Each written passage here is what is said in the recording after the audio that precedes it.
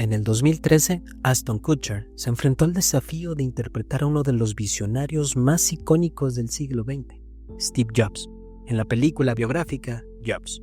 Él no solo quería ponerse una playera de cuello alto color negro. Jobs, como persona, estaba lleno de contradicciones. Un reto actoral para Ashton Kutcher que quería demostrar que era más que un actor de comedias juveniles, por lo que tomó la decisión de sumergirse en la vida de Steve Jobs, aunque esto casi le cuesta la propia. Kutcher se tomó la preparación con una seriedad alarmante. No solo pasó horas viendo videos para copiar su forma de caminar y sus gestos, fue mucho más allá. Quería meterse tanto en el papel que adoptó el régimen alimentario de Jobs, que era frutariano. Comer solo frutas, nueces y semillas, pues según esto, tenía un poder hasta místico. Esto pasó factura al cuerpo de Kutcher, pasando de un ejercicio de actuación a emergencia médica. 2 días antes de empezar a rodar, el actor fue llevado de urgencias con un dolor abdominal intenso. Se le diagnosticó pancreatitis aguda.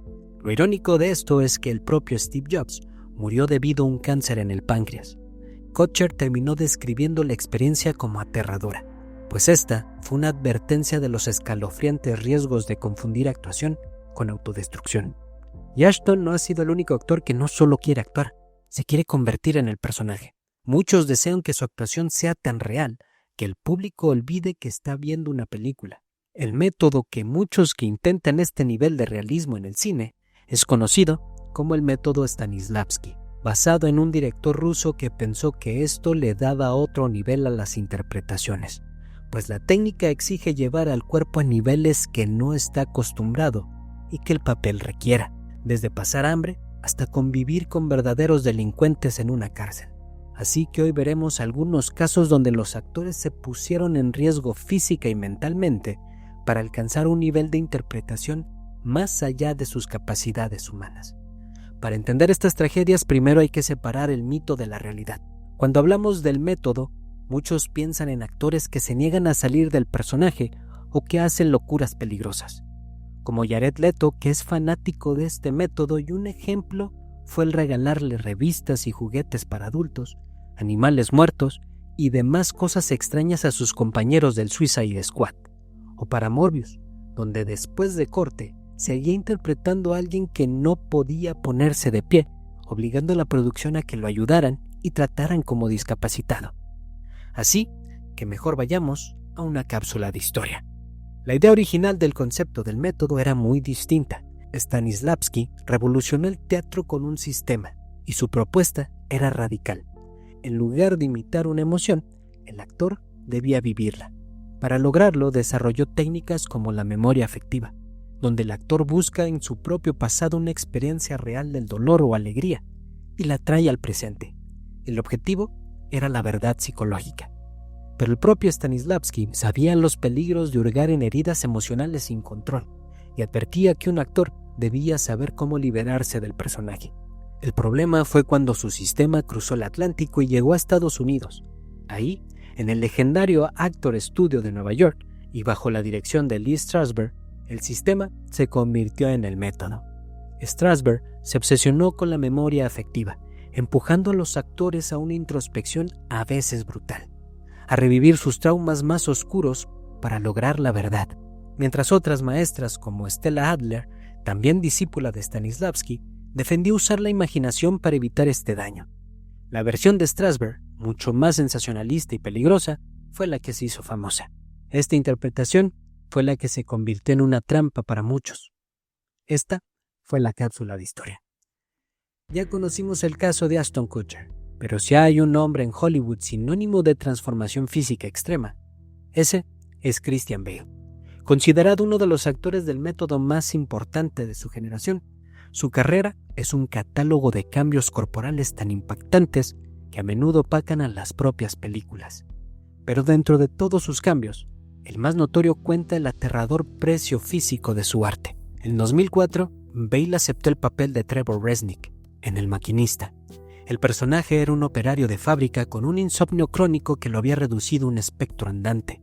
El guión lo describía como un esqueleto y Bale, en su compromiso absoluto, decidió que no iba a usar efectos especiales. Se convertiría en Trevor Resnick, hueso por hueso. Lo que siguió fue una de las pérdidas de peso más drásticas de la historia del cine. Durante 4 meses, su ingesta diaria fue una lata de atún y una manzana. Nada más. Perdió más de 28 kilos, llevando su cuerpo de un peso saludable a unos alarmantes 54 kilos. Las fotos son impactantes. Un cuerpo esquelético, con las costillas marcándose y una mirada que refleja no solo el tormento del personaje, sino el sufrimiento real del actor. Pero la locura no terminó ahí. Inmediatamente después de terminar El Maquinista, lo eligieron para ser Batman. Tenía solo 5 meses para pasar de ser un esqueleto a un superhéroe musculoso. Pasó de la inanición a atiborrarse de comida todo el día, ganando 45 kilos de puro músculo. Estas fluctuaciones extremas se convirtieron en su sello, pero también en su pecado. Con el tiempo, Bale ha admitido el peaje que este método le ha cobrado. Mi mortalidad me ha estado mirando de frente, confesó. No puedo seguir haciendo esto. Realmente no puedo. Aunque no es una aplicación directa del sistema psicológico de Stanislavski, la dedicación de Bale representa una rama moderna y física del método, donde el cuerpo se convierte en la principal herramienta del sacrificio. En 2003, Adrien Brody hizo historia. Con 29 años se convirtió en el actor más joven en ganar el Oscar a Mejor Actor por su inolvidable interpretación en El Pianista. Pero detrás de esta estatuilla se esconde una historia de sacrificio tan profunda que el propio actor, más de 2 décadas después, todavía no puede ver la película. Interpreta a Spielman, un pianista judío que sobrevive a la destrucción del gueto en Varsovia. No era un simple papel, era una responsabilidad histórica. Brody conectó con la historia fuertemente. Para él, actuar no era suficiente. Necesitaba experimentar, aunque fuera una fracción, la pérdida, el hambre y la desolación que Spielman soportó. El descenso de Brody a la oscuridad de Spielman fue metódico y total. Para empezar, vendió su apartamento, se deshizo de su coche y desconectó sus teléfonos. Dejó su vida en Nueva York y se mudó a Europa solo con 2 maletas. Quizás lo más doloroso fue terminar su relación de pareja a largo plazo. Sentía que no podía estar presente en una relación mientras se sumergía en un abismo de soledad. Luego vino la transformación física. En 6 semanas perdió casi 15 kilos con una dieta estricta, llegando a pesar solo 57 kilos. Para completar la inmersión, dedicó 4 horas diarias a practicar piano, llegando a dominar pasajes completos de Chopin. Cuando terminó el rodaje, Brody no pudo simplemente desconectarse del personaje. El trauma que había invocado para el papel se quedó con él. Le tomó más de 1 año y medio volver a la normalidad. Llegué a un punto en el que estuve muy preocupado por mi propia cordura. Fueron palabras que denotan la batalla mental que llevó el actor. La experiencia fue tan visceral que le dejó cicatrices emocionales duraderas. No puedo ver El Pianista. Fue traumático encarnar a ese personaje. Su actuación le valió el mayor honor de la industria, pero el precio fue una parte de sí mismo que quizás nunca recuperó. La muerte de Philip Seymour Hoffman en febrero del 2014 fue un golpe devastador para el cine. Era considerado por muchos el mejor actor de su generación, un camaleón capaz de desaparecer en cualquier papel. Pero esa misma intensidad, esa capacidad para sumergirse en las profundidades más oscuras del ser humano, pudo haber sido también el motor de su trágico final. A lo largo de su carrera, Hoffman se especializó en personajes oscuros, rotos y atormentados. Pero el papel que le valió un Oscar y que según muchos profundizó su lucha personal fue el de Truman Capote en la película del 2005, Capote. Interpretar al famoso escritor mientras escribía la novela A Sangre Fría requería una inmersión en la mente de un hombre que desarrolló una relación compleja y explotadora con los asesinos que estudiaba. Hoffman, un actor profundamente metódico, se sumergió por completo en Capote. Pasó meses investigando, escuchando grabaciones de su voz aguda y amanerada hasta hacerla suya. Pero la clave era entender el cortocircuito emocional del escritor. Hoffman expresó que el proceso fue agotador y perturbador. Después de interpretar a Capote, un personaje que era tan oscuro y problemático, me afectó. Entonces, la historia da un giro trágico. Hoffman había luchado contra la adicción en su juventud, pero llevaba 23 años sobrio. Sin embargo, en 2012, poco después de terminar rodajes muy exigentes, recayó. Su pareja, Mimi O'Donnell, relató cómo la presión de sus roles y la carga emocional que conllevaban parecían estar directamente relacionadas con su recaída.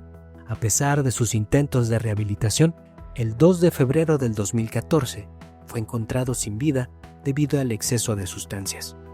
Su muerte no puede atribuirse a un solo papel, pero es imposible ignorar la correlación entre la inmensa carga emocional que asumía en su trabajo y la lucha contra la adicción.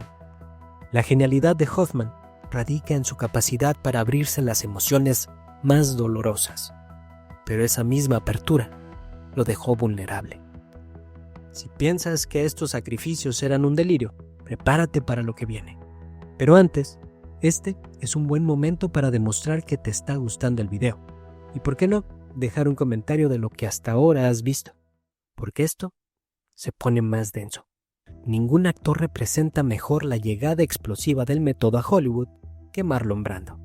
Con una mezcla de vulnerabilidad cruda y masculinidad animal, Brando no solo cambió lo que significaba actuar, sino que se convirtió en el arquetipo del genio torturado. Brando fue uno de los primeros y más célebres alumnos del Actor Studio. Su momento decisivo llegó con un tranvía llamado Deseo. Su interpretación de Stanley Kowalski fue un cataclismo cultural. Nunca antes se había visto una actuación tan naturalista e impredecible. Brandon no interpretaba a Kowalski, era Kowalski. A diferencia de los actores que declamaban sus líneas, Brando murmuraba, dudaba, aportó una autenticidad caótica que era radicalmente nueva. Aunque muchos lo asocian con la versión más brutal del método de Strasberg, Brando siempre atribuyó su forma a Stella Adler, quien promovía usar la imaginación por sobre el trauma. Pero el resultado fue el mismo.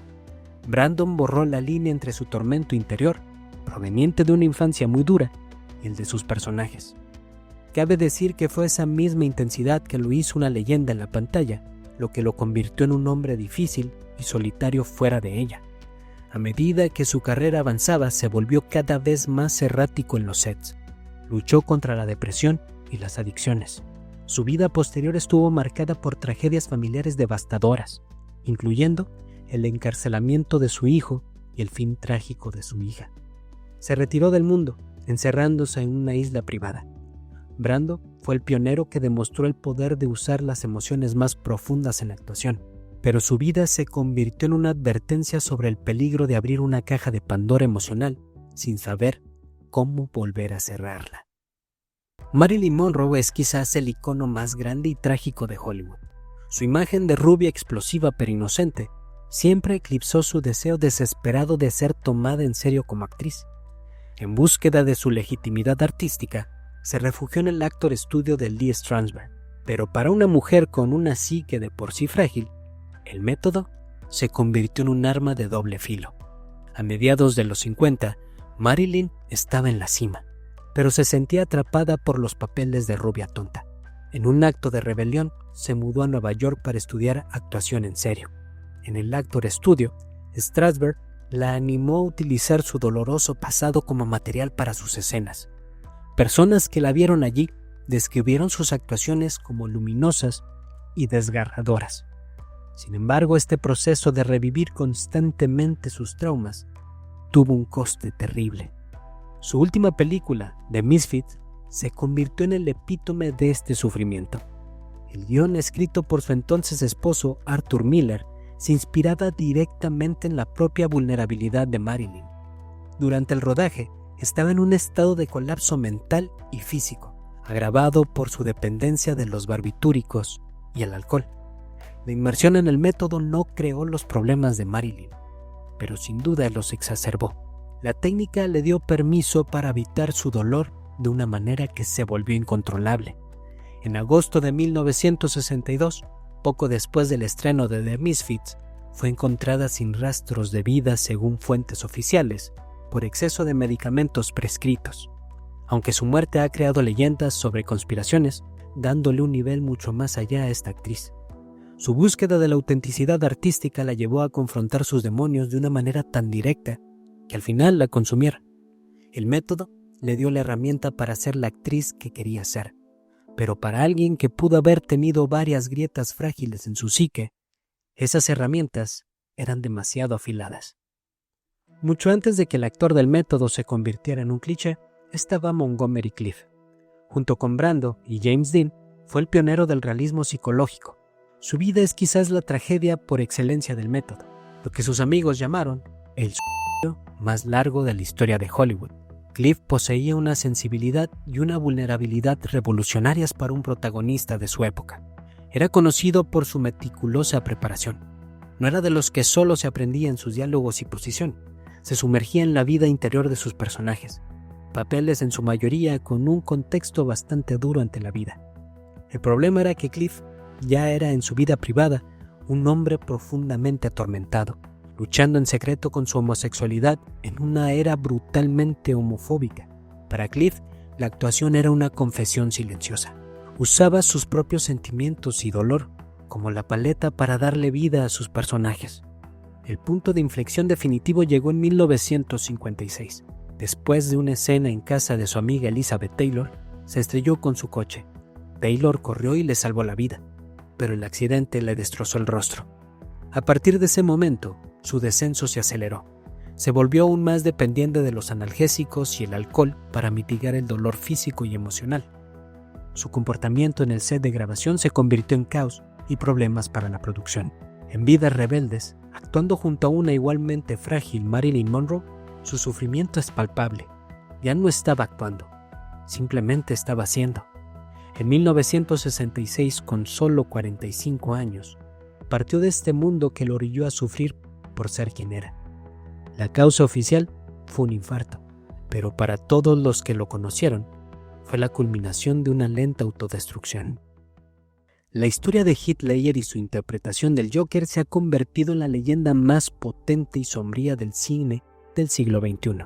Es un relato que encarna a la perfección la idea de un actor que se sumerge tan profundamente en la oscuridad que de alguna manera no logra encontrar el camino de regreso. Su muerte prematura a los 28 años nos dejó con una pregunta inquietante. ¿Fue el Joker quien lo destruyó? Cuando se anunció que Heath Ledger, el galán de comedias románticas, interpretaría al archienemigo de Batman, la reacción fue de burla. Ledger sabía que tenía que hacer algo completamente diferente, aterrador y anárquico. La preparación de Ledger fue un acto de aislamiento total. Se encerró solo en un hotel durante 6 semanas. Durante este tiempo, llevó un diario que se ha vuelto tristemente famoso como el diario del Joker. En sus páginas pegaba imágenes perturbadoras y escribía con la voz psicótica del personaje. Este intenso proceso le pasó factura. Sufría de un insomnio crónico severo. La semana pasada probablemente dormí un promedio de 2 horas por noche. No podía dejar de pensar. Mi cuerpo estaba exhausto, pero mi mente seguía funcionando.